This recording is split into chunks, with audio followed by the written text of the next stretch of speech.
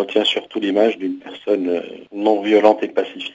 Il a été emprisonné, il a été interné parce qu'il a osé s'en prendre à la monarchie royale, à une époque où personne n'aurait osé le faire. Et donc il l'a payé de plusieurs années d'emprisonnement, par la suite de mise à demeure, de résidence surveillée.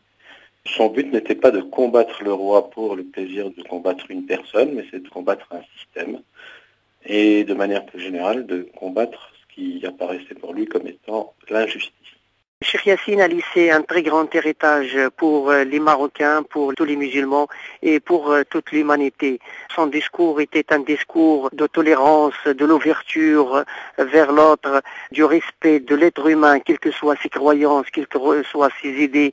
Il était toujours à l'écoute des gens, même de ses adversaires.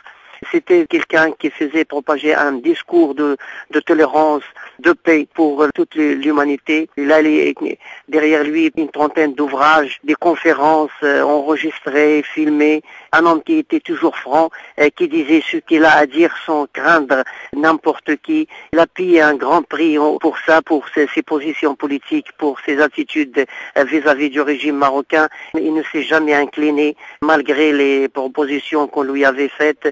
C'est un héritage aussi qui mérite d'être respecté. Quelqu'un qui défendait ses principes, c'est l'image que les Marocains garderaient de cet homme.